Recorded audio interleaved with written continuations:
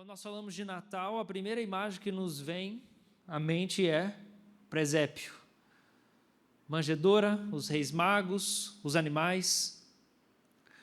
Se não houvesse Natal, não haveria cristianismo.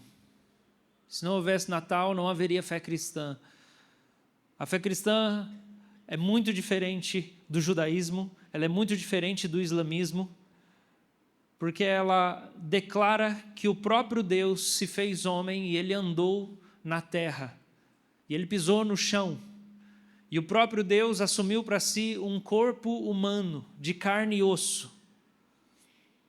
Então, quando falamos do Natal, nós estamos falando dessa imagem que vem na nossa mente, que é o presépio, a manjedoura, os animais, Maria, José, a estrebaria.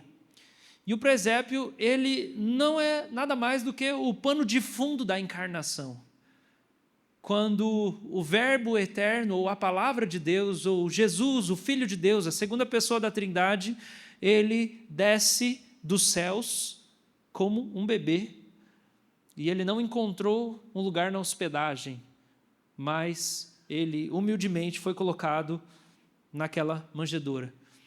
Se você observar os evangelhos escritos por Mateus, Marcos e Lucas, eles vão relatar o nascimento de Jesus e os acontecimentos que circunscreveram o próprio nascimento. Mas o evangelista João não relata o nascimento do Messias. Você pode olhar na sua Bíblia aí. Capítulo 1, versículo 1 ao 18.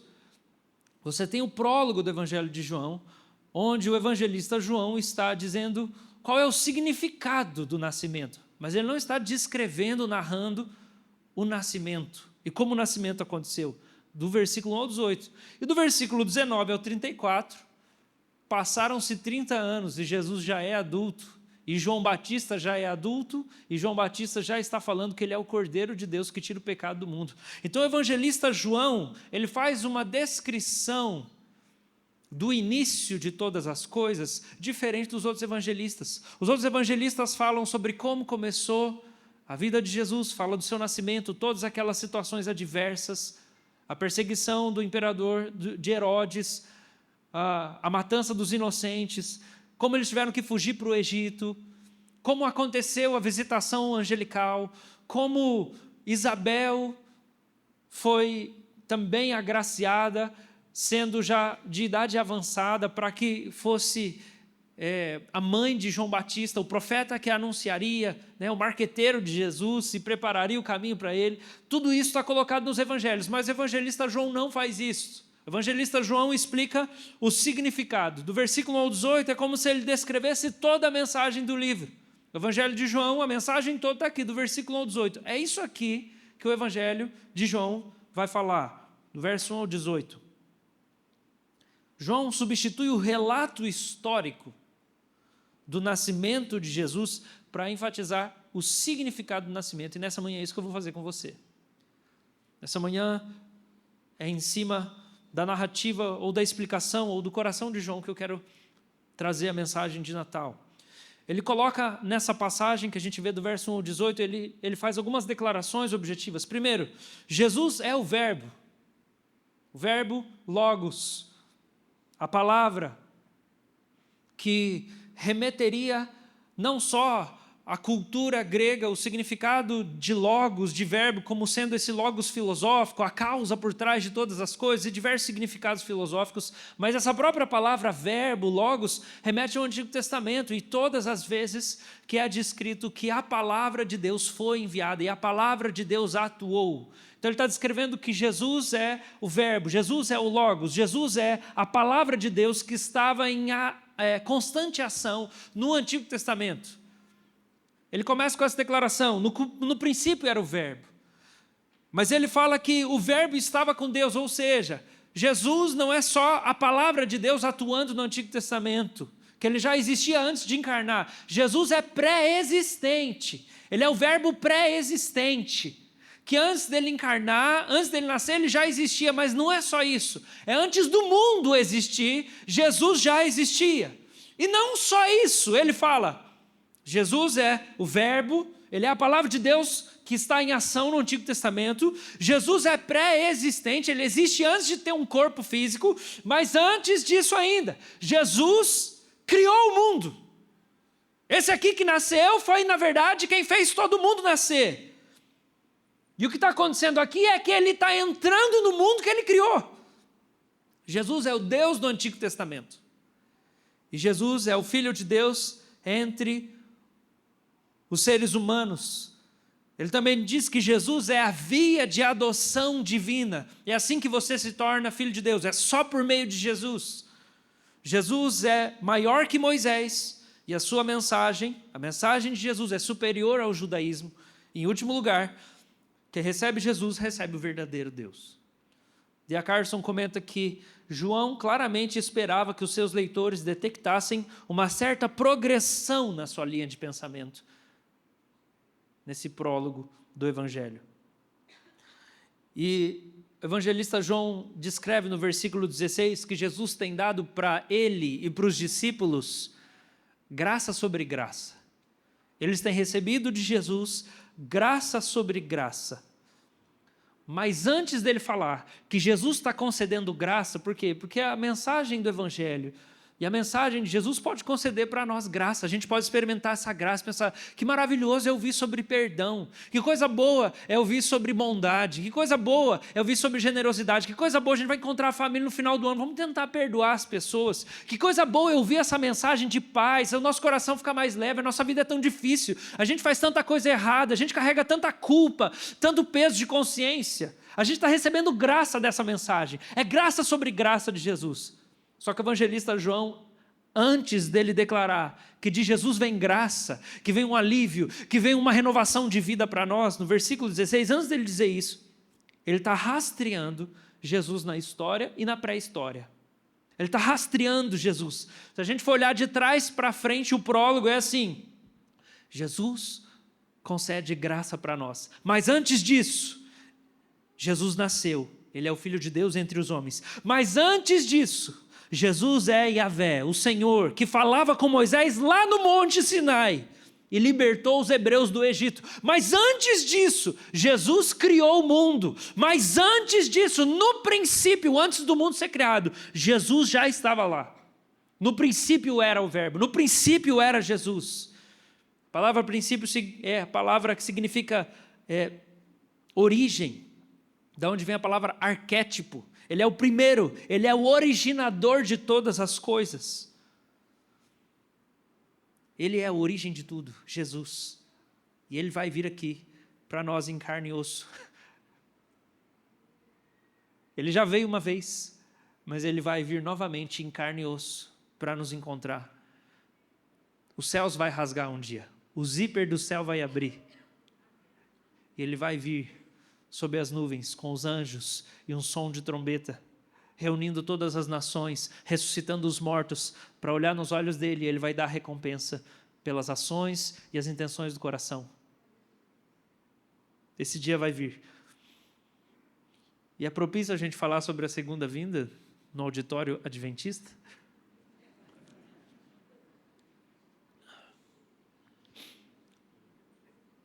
Mas Jesus não é só o verbo originador de todas as coisas. João compara Jesus com Moisés no versículo 17 e 18, e ele fala que por Moisés veio a lei, por Jesus veio a graça e a verdade. João fala de Moisés, e Moisés é tido no judaísmo como o maior de todos os profetas, aquele com quem Deus falava face a face. Mas João, ele quer contrastar, ele quer falar assim, não, ninguém viu a Deus, nem Moisés, mas Jesus, o Verbo, ele estava no colo, no seio do Pai. Na verdade, se a gente olhar para o Antigo Testamento, entender que João está falando que Jesus é o Verbo, o que João está falando é que quando Deus falava com Moisés no Monte Sinai, Jesus era a própria palavra que estava sendo dita. Jesus era a palavra que Moisés tinha que crer. Jesus era a palavra que que executava a vontade de Deus. No Antigo Testamento, quando fala do profeta Isaías, que Deus comunicou com Isaías, está escrito: e a palavra veio ao profeta Isaías. Jesus é essa palavra que veio. Ele era a palavra que vinha até o profeta. Ou então, quando Deus ordena a libertação do Egito, é a palavra de Deus que arrancou os hebreus de lá. Jesus é a palavra que arrancou os hebreus do Egito. Quando Deus cura doenças em Israel, está escrito: Deus enviou sua palavra e os curou. Jesus é a palavra que foi enviada e que curava as enfermidades. Jesus é a palavra de Deus que sempre foi enviada e executava todas as coisas segundo a vontade do Pai. Mas agora Jesus é a palavra enviada em forma humana. Não é a primeira vez que ele está sendo enviado. Ele era enviado em todas as ocasiões de intervenção divina lá na história do antigo Israel. Mas agora ele é a palavra enviada aqui em carne e osso para executar justiça e misericórdia, para resgatar os eleitos de Deus e destruir os inimigos de Deus. Então, nessa manhã eu quero refletir com você, e o tema da mensagem é os presépios do verbo.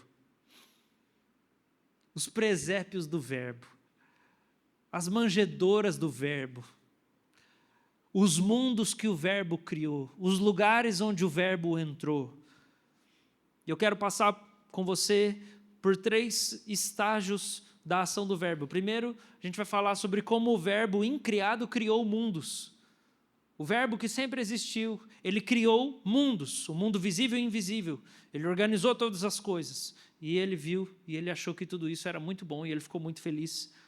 Depois a gente vai falar sobre como o verbo entrou no mundo criado. E depois de ter entrado no mundo criado, ele criou um mundo dentro dos homens, e ele entrou dentro dos corações dos homens. De lá para cá, e de cá para cá. O verbo incriado, ele criou o mundo. Tendo criado o mundo, ele desceu para dentro do mundo. E estando aqui entre nós, ele criou um novo mundo dentro dos homens, e ele entrou dentro dos homens para habitar no coração deles.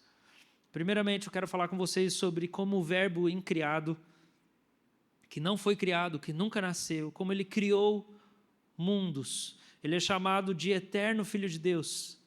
O Salmo 90 fala: de eternidade em eternidade tu és Deus.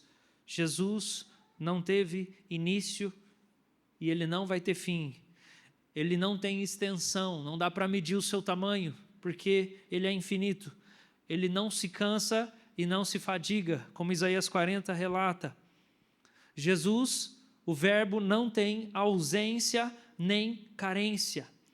O verbo não tem medo de nada ou de ninguém.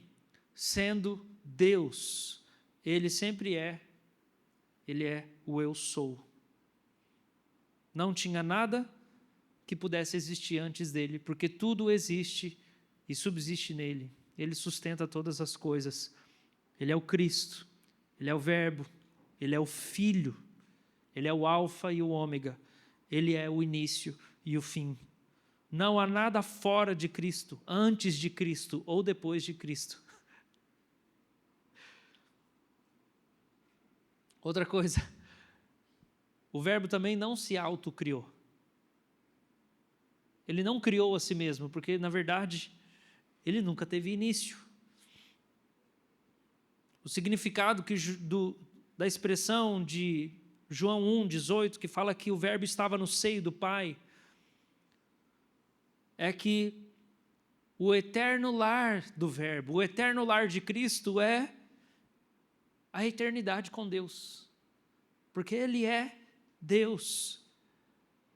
Ele é a segunda pessoa da Trindade, Pai, Filho, Espírito Santo. E quando a gente pensa no céu, ou na mansão celestial, ou na glória, ou a gente pensa na Nova Jerusalém, ou a gente pensa onde que é esse lugar, onde Deus está, que a gente não pode enxergar, a gente precisa entender que tudo isso, os seres celestiais, a mansão celestial, o trono, o que a gente lê lá em Apocalipse, aquele mar de vidro, o arco-íris ao redor do trono, os anjos, todas essas coisas que são descritas acerca do mundo espiritual, gloriosa mansão de Deus, tudo isso veio depois de Deus. Deus não nasceu no céu, o céu nasceu em Deus.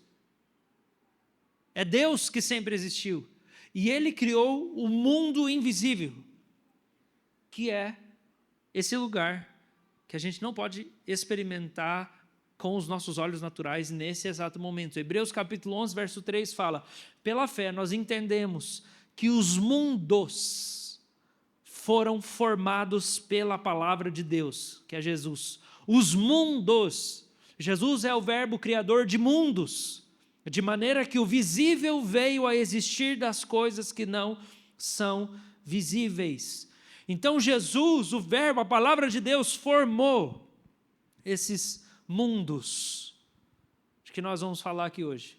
Primeiro o mundo invisível, depois o mundo visível e depois o coração humano, que é o mundo onde ele habita.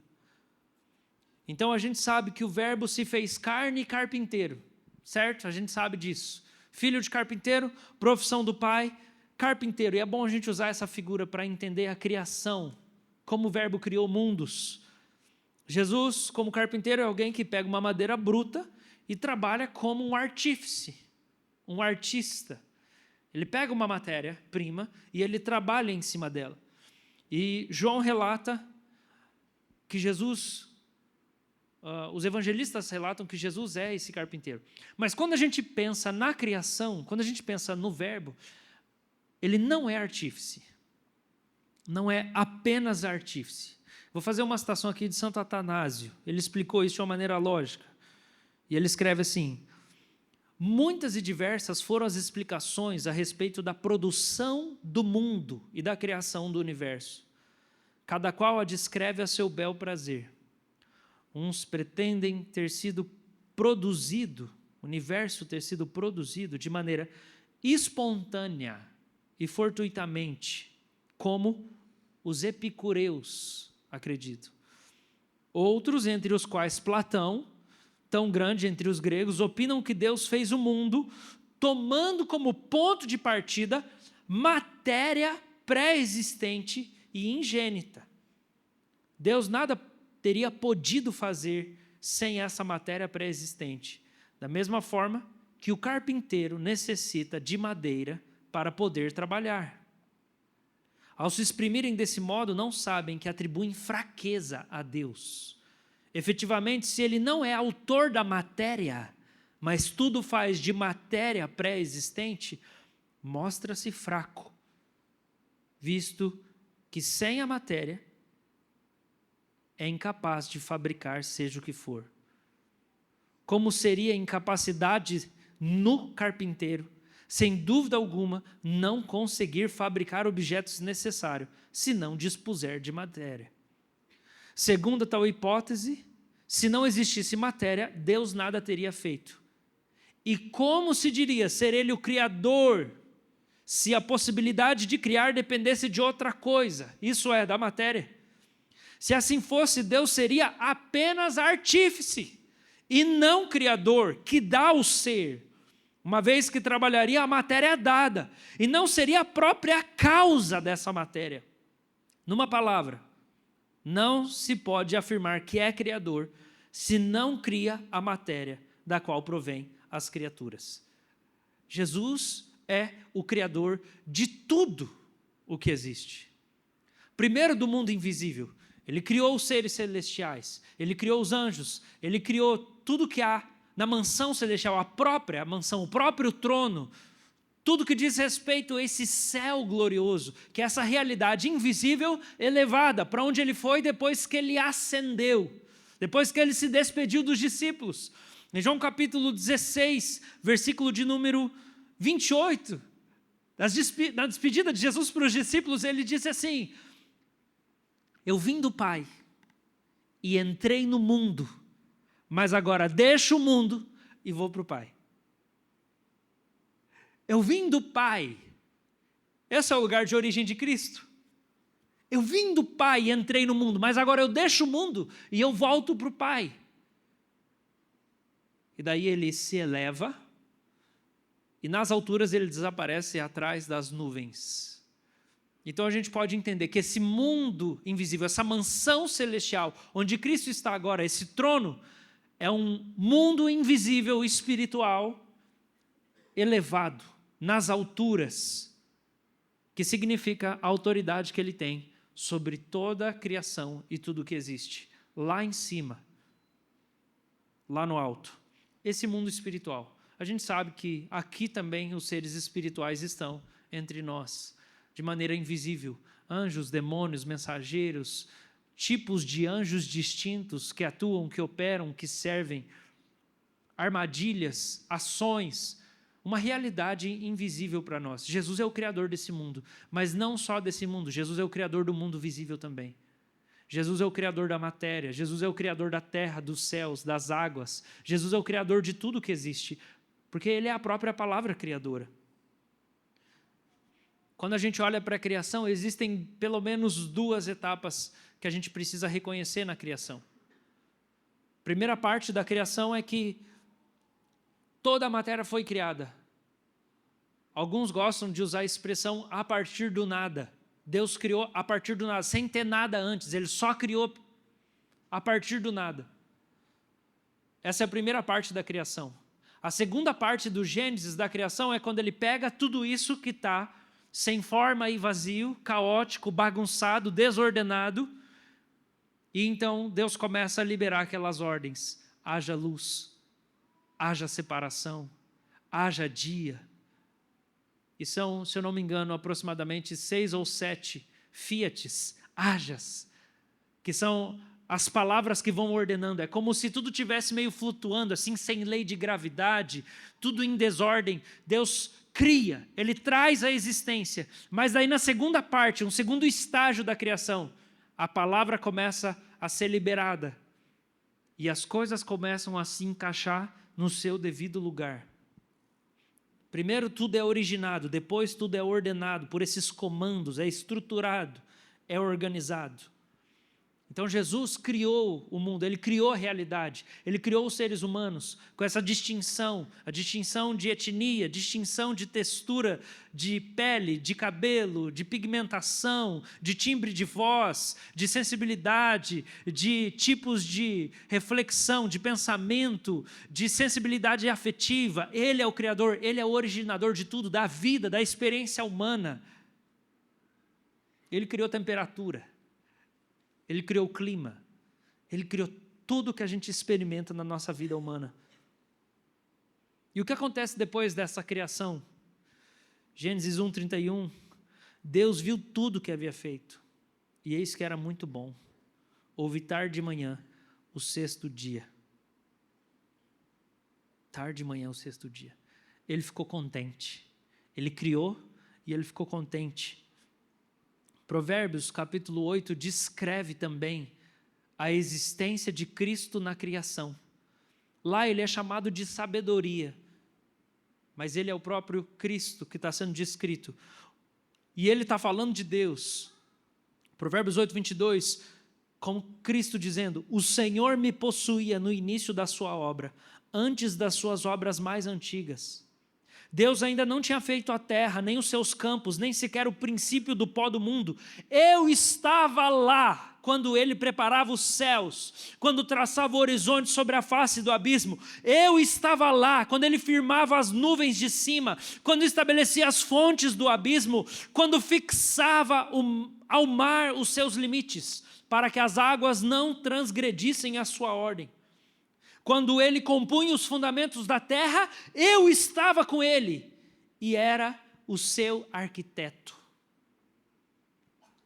Dia após dia, eu era a sua alegria. É Jesus falando sobre Deus e sobre a criação em Provérbios capítulo 8. Dia a dia, eu era a alegria de Deus, divertindo-me em todo o tempo na sua presença. Divertindo-me no seu mundo habitável, achando alegria junto aos filhos dos homens. Como me alegrei com o mundo que Ele criou, como exultei com a humanidade. Cristo criou o mundo invisível e o mundo visível, e ele viu que era bom, e ele teve prazer. E ele se alegra com a criação. Cristo nasceu no mundo que ele criou, porque ele ama a criação dele. Cristo é o Verbo eterno incriado, sem início e sem fim. E ele só decidiu nascer, ele só decidiu encarnar, ele só decidiu ser colocado dentro do ventre daquela moça chamada Maria, porque ele criou todas as coisas, e ele ama a criação dele, e ele ama a vida que nós experimentamos. Jesus ama a vida que nós experimentamos, e ele nos ama. Ele não só nos ama, mas ele ama esse mundo. Porque Deus amou o mundo que ele criou de um jeito bom. E ele olhou e ele viu, é muito bom, eu tenho prazer no que eu fiz. Eu tenho prazer nos seres humanos, eu tenho prazer na criação.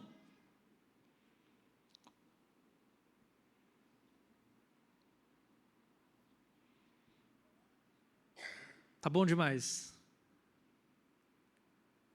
Tá bom demais. Conta a má notícia. Conta a parte ruim.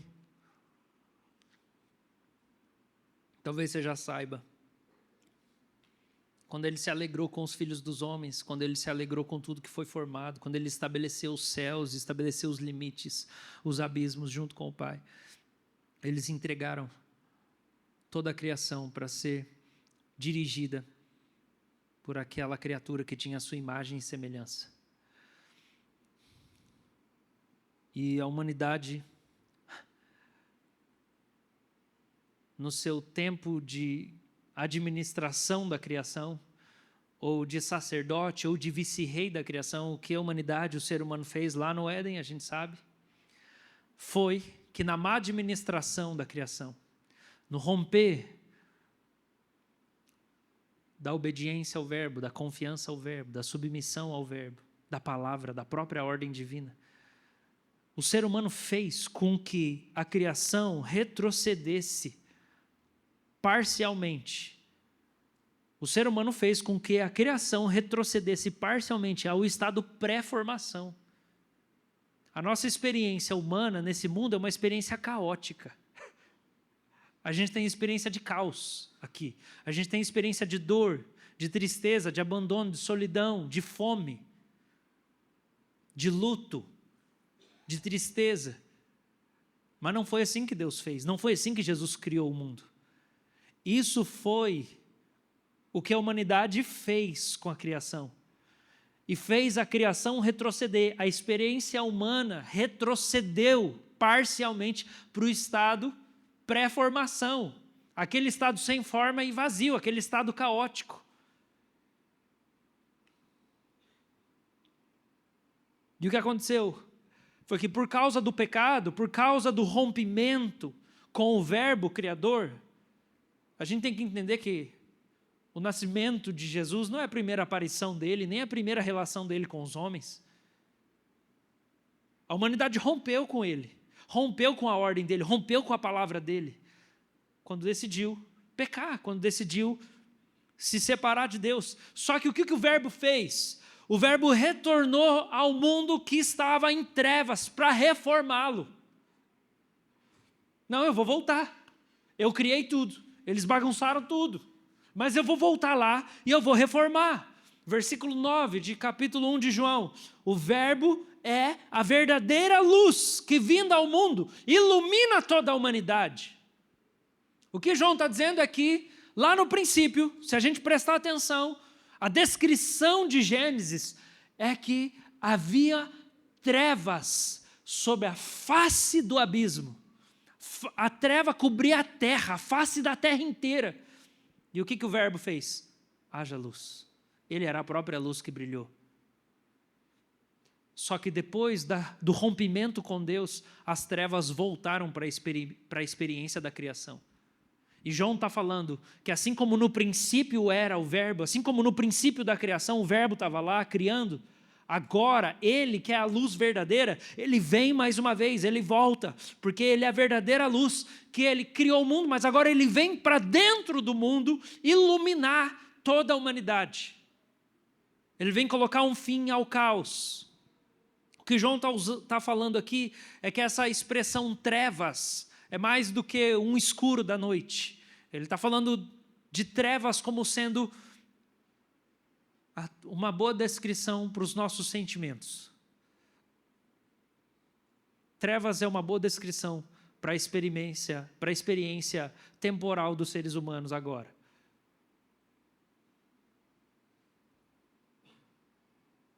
Vida nas sombras, na escuridão, na confusão, na angústia, na incerteza. A figura da luz, ela tem muito relação com o conhecimento. A ideia de esclarecimento tem a ver com lucidez. E o que João está trazendo aqui, uma vida humana sem fé, uma vida humana sem convicção, uma vida humana sem certeza, é uma experiência passageira muito angustiante. Não tem referência nenhuma. Falei com a minha esposa outro dia, a gente estava... Um dia que a gente conseguiu, nem lembro o que aconteceu, acho que a gente foi comprar presente, daí a gente comeu no shopping, fomos na praça de alimentação. Fazia muito tempo que a gente não ia para lá. A gente estava sentado na mesa, a gente começou a olhar para as pessoas ao redor. Tem pessoas estranhas no mundo hoje. E daí a gente foi vendo as crianças e eu virei para ela e falei assim, deve ser muito angustiante ter uma família sem Jesus. E ela falou, com certeza. Todo dia eu choro para ele, para falar, me ajuda, Deus. Me ajuda com essas crianças, me ajuda, Deus. Me ajuda com o casamento, me ajuda, Deus. A rotina e tudo. Essa foi minha constatação. Deve ser muito angustiante ter uma família sem conhecer Jesus. Porque ter uma família sem conhecer Jesus é não saber pedir perdão, né? É não saber perdoar. É não ter de onde tirar. Qual que é o recurso? Qual é a referência? O que eu faço quando briga com o outro? O que faz quando a gente pensa diferente? Como que é? Ceder? Mas isso leva em algum lugar? O que faz com a criança quando ela não para de desobedecer? Você só vira um animal selvagem? Ou tem outra coisa para fazer? É muito angustiante a experiência humana sem a luz de Deus. A luz verdadeira, a palavra de Deus, o Logo de Deus veio para o mundo habitar junto com os seres humanos e dissipar o estado de confusão, de trevas, de crise. Essas crises que a gente tem, que desembocam em tomadas de más decisões, seguidas de tomadas de más decisões. Essa experiência humana de cegueira, de trevas, de escuridão, más decisões seguidas de más decisões. Mas pela fé no Verbo, pela fé no menino que nasceu, que foi o menino profetizado, que foi o Messias prometido, vem a adoção com Deus. Vem um retorno para a luz, vem um esclarecimento da nossa experiência humana. E daí não quer dizer que a gente para de sofrer, mas quer dizer que agora Deus ajuda a gente a sofrer. Agora a gente sofre com Ele. Porque Ele sofreu por nós. A gente sofre com Ele. A gente sabe que quando está difícil, a gente pode encostar a cabeça no peito dele, bem do lado da chaga, da lança que o atravessou. E Ele sabe o que é dor.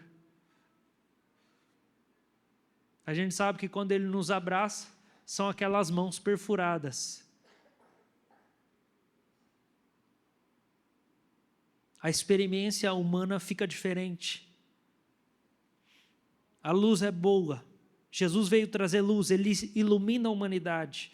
As trevas são más, a luz é vida, as trevas são morte. O conhecimento da palavra de Deus é libertador e a rejeição da palavra de Deus é sufocante. Versículo 5, a luz resplandece nas trevas e as trevas não a derrotaram. A luz resplandece nas trevas e as trevas não a derrotaram. O que João está falando aqui? João está falando que da mesma maneira como o Verbo é a luz que venceu as trevas lá na criação, porque tinha uma face, na face da criação tinha trevas, e Jesus brilhou como luz, e daí virou dia e noite, e aquela treva não pôde resistir. Do mesmo jeito como Jesus trouxe luz para a experiência da vida, O sol nasce porque Jesus faz com que essa luz brilhe. Jesus dá visão para nós, na nossa experiência ordinária. Ele é o Criador, originador de tudo. Da mesma maneira que Ele faz isso na criação, Ele é a luz que vence as trevas na humanidade. A humanidade que perdeu o conhecimento de Deus, que está rebelada contra Deus, que rejeita o conhecimento de Deus. Mas João está dizendo, as trevas não podem derrotar a luz do Evangelho que está brilhando. Não podem. A rejeição do conhecimento de Deus não pode derrotar a revelação de Deus para sempre. Quando Jesus revela Deus, esse conhecimento salva, esse conhecimento cura, esse conhecimento traz paz ao homem angustiado. A rejeição da palavra de Deus não pode resistir para sempre à redenção que a palavra de Deus traz. A morte não pode resistir à ressurreição. As trevas não podem prevalecer e derrotar a luz verdadeira. E Jesus, o Verbo, encarnou para renovar o mundo visível. Para que a nossa experiência com esse mundo aqui seja uma experiência melhor. É isso mesmo. Jesus não queria que o mundo bom que Ele criou fosse destruído pelas trevas. E João está falando sobre isso. Você perceba que eu ainda não falei sobre a reconciliação com Deus. Não falei que Jesus veio nos reconciliar com Deus. Porque não foi só isso que Ele veio fazer. O apóstolo Paulo escreve que Deus estava em Cristo reconciliando consigo o mundo. Todas as coisas. Deus amou o cosmos de tal maneira. Ele veio iluminar a humanidade. Jesus não veio apenas restaurar um relacionamento com Deus, onde a gente pode sentir Deus, e a nossa vida humana é desgraçada, e a nossa experiência humana é miserável o tempo inteiro. Não. Ele veio trazer gosto para a vida, outra vez, porque a vida é boa, porque foi Ele que criou a vida, porque foi Ele que criou o mundo visível. Jesus veio recuperar a beleza da maternidade, a alegria do casamento, a siesta sem culpa,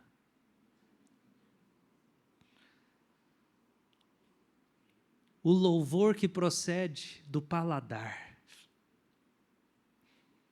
Você louva a Deus depois que você come, que você fala, meu Deus, até Ana Maria Braga dá um jeito de louvar passando debaixo da mesa. Você precisa expressar, Jesus, obrigado. Que cafezinho bom, Jesus. Jesus veio recuperar a gargalhada sem escárnio, o abraço sem malícia, a riqueza sem avareza, o amor sem adultério, a amizade sem desconfiança, as noites sem insônia, a dor sem solidão. Ele veio recuperar a solidão sem abandono e o silêncio sem tristeza. O Verbo Criador do mundo visível e natural encarnou para recuperar o trabalho sem angústia, mas com esperança. O sorvete sem culpa. Ai, não posso tomar esse sorvete. Jesus veio recuperar o churrasco sem medo do infarto. Vocês estão descrevendo o céu aqui, não estou? Jesus veio recuperar a dança sem receio, o sorriso sem fingimento, a simpatia sem falsidade. Sabe o que Jesus veio recuperar? Viajar sem ter que usar tudo no crédito.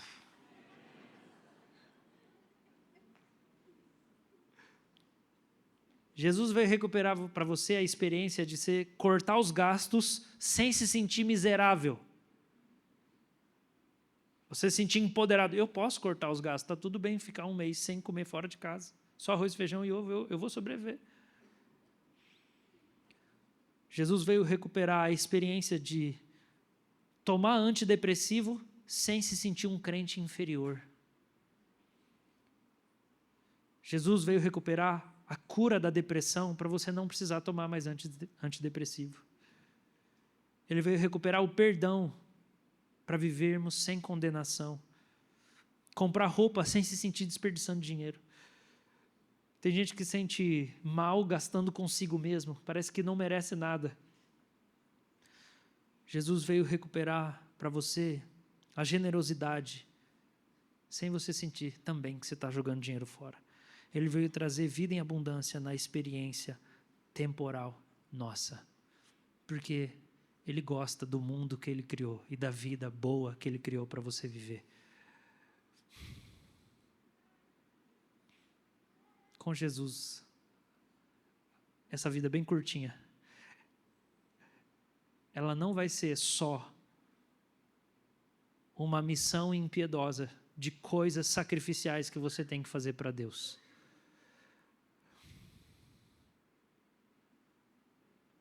Com Jesus você vai estar pronto para fazer o sacrifício de amor e receber o amor que também você precisa receber. Jesus veio recuperar o mundo caído, não só as pessoas caídas. Em último lugar, por quê? Porque aqui é o presépio dele. Porque aqui é o primeiro mundo habitável dele. É o primeiro lugar onde ele veio.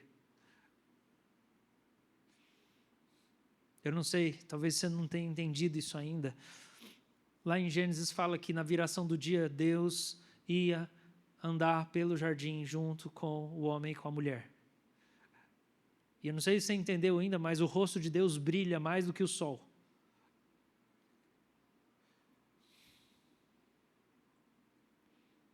Hebreus capítulo 1 fala que Jesus é o resplendor da glória de Deus.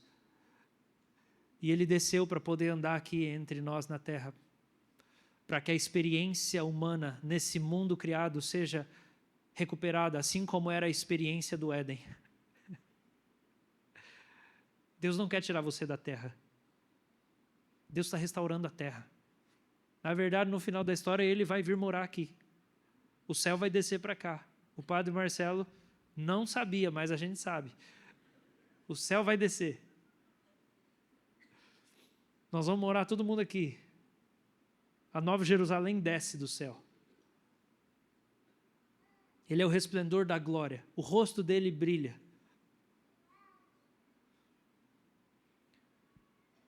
Jesus cria o mundo invisível e o visível. Jesus anda na viração do dia. A humanidade rompe com ele, a experiência fica desgraçada. Mas Jesus vem uma outra vez para reformar, para dissipar as trevas, e a nossa experiência com esclarecimento, com entendimento de que tudo é para a glória dele, seja uma experiência de contentamento, de vida em abundância. Só que ele não só vem aqui habitar esse mundo, ele não só criou esse mundo e está renovando esse mundo com a nova criação, ele também veio recriar o nosso interior. Ele também veio recriar o interior dos seres humanos. O apóstolo Paulo fala disso em 2 Coríntios 4:6. Escuta bem, olha o que o apóstolo Paulo escreve. Porque Deus que disse, haja luz nas trevas, Ele mesmo resplandeceu em nosso coração, para a iluminação do conhecimento da glória de Deus na face de Cristo. Deus disse, haja luz nas trevas lá na criação. Ele também disse para nós, haja luz nas trevas do seu coração. E Ele resplandeceu, brilhou a luz do Evangelho no nosso coração, para iluminar o nosso entendimento do conhecimento da glória de Deus no rosto de Cristo. Para que aqui a gente ande com Ele na viração do dia. Para que todas as manhãs, quando você acordar, você fala, Jesus, vamos levantar? Vamos lá, vamos Senhor, tudo é para a sua glória, vamos junto, anda comigo hoje, faz esse café comigo hoje, Jesus, me ajuda a amar essas crianças hoje, me dirige comigo hoje, Jesus, me dá ideia no meu trabalho hoje, Jesus, e quando você for deitar de noite, você fala, dorme comigo, Jesus, igual o Senhor dormiu naquele barco, a minha vida está parecendo aquele barco. É tempestade, tem hora que eu acho que eu vou morrer, tem dia que eu tenho crise de pânico, de ansiedade. Eu não sei o que vai acontecer, mas deita aqui comigo nessa cama, igual o Senhor dormiu naquele barco, Jesus. Porque a luz do Evangelho brilhou no meu coração que estava em trevas. E agora eu vejo a luz no rosto de Cristo. E eu vivo como se eu estivesse no Éden. Porque a nova criação já começou. E porque eu sou parte dela.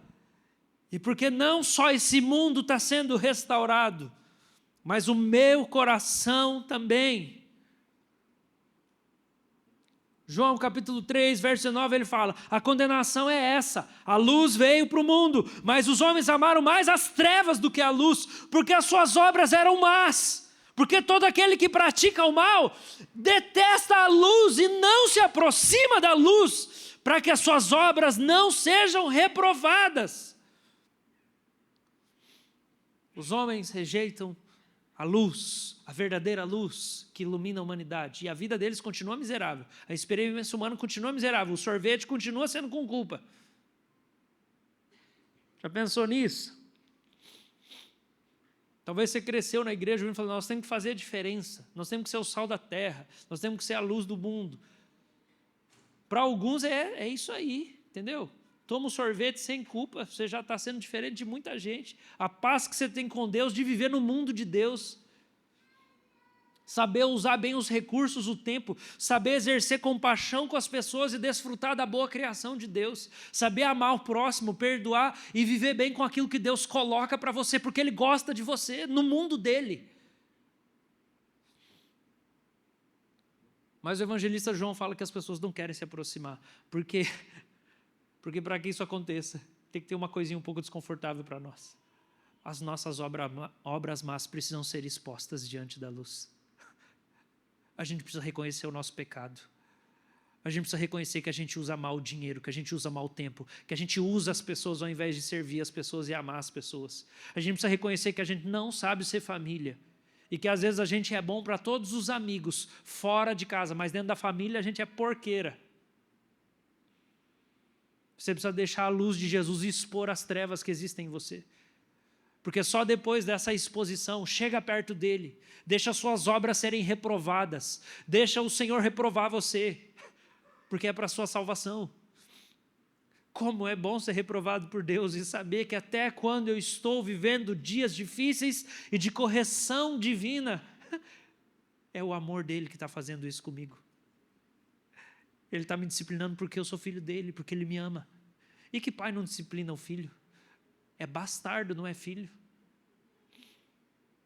Então esse precinho que a gente não quer pagar, tão pequenininho, perto de tudo que Ele nos dá, com a criação, com o derramado do seu próprio sangue no Calvário, com o envio do seu Espírito Santo, com o convite da graça, é um desconforto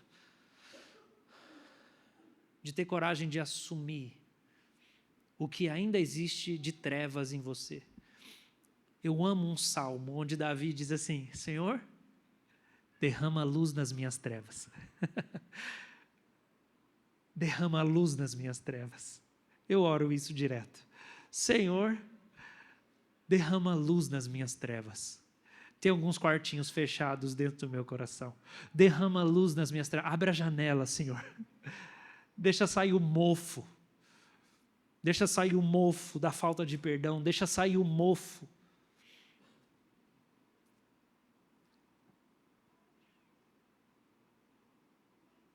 Então o verbo que habita os céus, esse mundo invisível sentado no trono, e ainda assim a palavra fala: nem os céus dos céus podem o conter.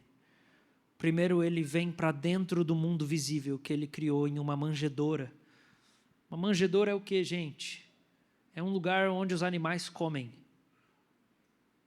É um coxo, onde o boi vai lá e come, onde o cabrito vai lá e come. E Jesus veio para dentro do mundo, uma manjedoura, se oferecer como pão vivo para a humanidade faminta se alimentar. Jesus vem se dar como comida para nós, mas não só isso, de andar aqui na terra. Depois disso, Jesus diz para os discípulos: o reino de Deus está dentro de vocês. O reino de Deus está dentro de vocês. Jesus cria um novo mundo habitável para Ele dentro de nós. Ele torna o nosso coração uma manjedoura majestosa. Ele nos torna um presépio, um lugar onde Ele pode nascer nos nossos corações pela fé. E Ele poder habitar dentro de nós, dentro da nossa complexidade. E você sabe que eu acho isso tão interessante em Deus? Porque Ele pode habitar dentro de nós, ter uma relação afetuosa com cada um de nós, Ele pode falar conosco, nós podemos entender a palavra, e ainda assim, cada um de nós tem um jeito de pensar tão diferente acerca das coisas, Ele é tão tolerante, e tem essa diversidade tão grande entre a gente. Uns gostam mais de verde, uns gostam mais do coxa, não sei porquê, outros gostam do Atlético, também não sei porquê, outros gostam do Paraná, ainda estão torcendo, não sei porquê. E ele fala, eu vou morar dentro desse povo que torce para o Paraná. Eu vou morar dentro deles, eu vou morar. E ele, não está nem aí com essas coisas. Ele está assim, eu gosto de fazer de você minha habitação. Embora ele habite os céus que não podem o conter, embora ele tenha habitado a terra que ele mesmo criou, ele escolhe fazer de você um presépio. Ele escolhe de fazer do seu coração uma manjedoura majestosa. Manjedoura majestosa. Eu quero citar Santo Agostinho, sermão número 190. Ele fala, o verbo está em uma manjedoura, mas contém o mundo. Ele mama no peito, mas também alimenta os anjos. Ele está envolto em panos, mas nos veste com a imortalidade. Ele não encontrou lugar na pousada, mas fez para si um templo no coração dos crentes. Não encontrou, mas Ele quis o nosso coração, Ele quis dentro de nós. E a Teresa de Lisieux, uma freira que morreu aos 24 anos na França, ela escreve, Cristo desceu do céu para encontrar outro céu, o céu de nossa alma, no qual sente as suas delícias. Cristo desceu do céu para encontrar outro céu, o céu de nossa alma, no qual sente suas delícias. Ele tem prazer no primeiro mundo que Ele fez e disse, é muito bom. Mas Ele tem prazer também de vir aqui e habitar. E é dito que os anjos cantaram de alegria na sua encarnação, quando Ele fez daqui o seu lar. Mas também é dito que os anjos celebram uma festa no céu, quando um pecador se arrepende, e aquele coração pode se tornar uma manjedoura para ele habitar. Jesus ama habitar os mundos que Ele cria. O verbo incriado cria mundos e Ele gosta de habitar esses mundos. E você é um desses mundos. O seu coração traz alegria para Ele. Quando Ele regenera você pela fé, quando Ele faz você nascer de novo, Ele diz a mesma coisa, é muito bom. É muito bom. Mas Ele também diz, não é bom que você esteja só. Você será minha auxiliadora idônea, a minha noiva. Eu estarei sempre com você. O apóstolo Paulo escreveu, e assim, pela fé, que Cristo habite no coração de vocês, estando vocês enraizados e alicerçados em amor. Sem fé é impossível agradar a Deus.